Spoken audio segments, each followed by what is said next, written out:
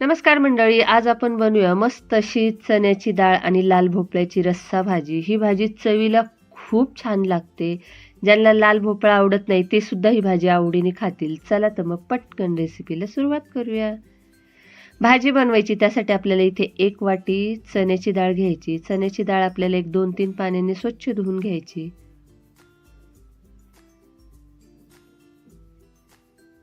चण्याची डाळ स्वच्छ धुवून झाली की डाळीमध्ये भरपूर पाणी घालायचे आणि 4-5 तासासाठी डाळ भिजवून घ्यायची.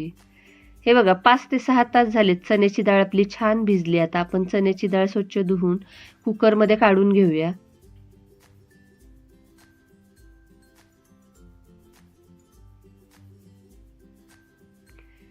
चण्याची डाळ कुकरमध्ये काढून झाली की आपण डाळीमध्ये घालण्यासाठी लाल भोपळा आणि बाकीच्या भाज्या चिरून घेऊया. हे बघा मी इथे लाल भोपळा घेतलाय. लाल भोपळा स्वच्छ धुवून घ्यायचा आहे आपल्याला आणि आता लाल भोपळ्याच्या फोडी करून घेऊया.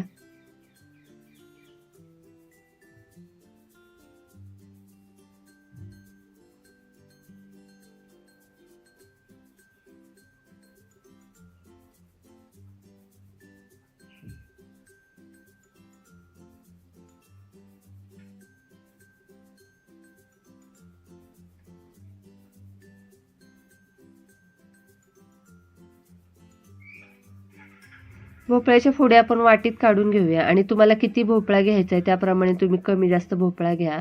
मी इथे एक छोटी वाटी भरून भोपळ्याच्या फोडी घेणार आहे.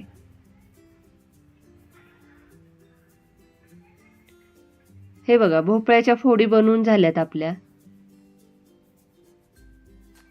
आता आपण बाकीचं साहित्य बघूया. इथे मी 3 छोटे कांदे घेतले, 2 टोमॅटो, 1 इंच आल्याचा तुकडा आणि कोथिंबीर घेतलेली आहे. आता आपण सगळ्या भाज्या चिरून घेऊया. सगळ्यात अगोदर आपण कांदा उभा चिरून घ्यायचा आहे.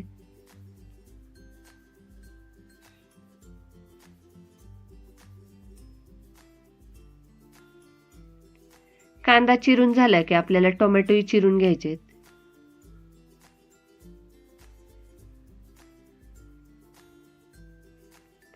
टोमॅटो चिरून झालेत. आता आपण कोथिंबीर चिरून घेऊया.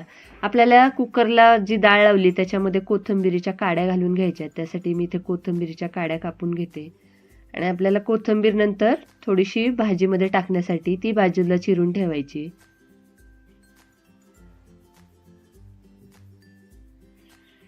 कोथिंबीर चिरून झाली. आता आपण खलबत्त्यामध्ये आलं ठेचून घेऊया. आलं ठेचून झाले की सगळ्या भाज्या आपण कुकरमध्ये काढून घेऊया.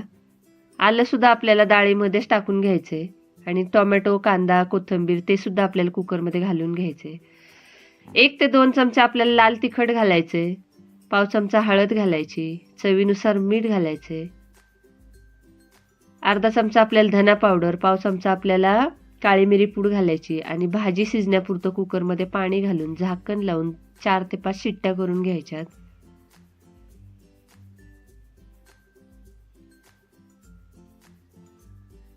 4-5 शिट्ट्या झाल्या की कुकर आपल्याला पूर्णपणे थंड करून घ्यायचं आहे. हे बघा कुकर आपला पूर्णपणे थंड झालाय. आता कुकरचं झाकण काढूया आणि सगळी भाजी अशी चमच्याने मॅश करून घेऊया.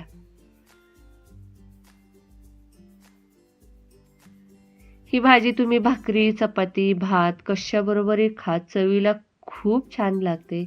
तुम्ही नक्की एकदा तरी अशी भाजी बनवून बघा, तुम्हाला नक्कीच आवडेल.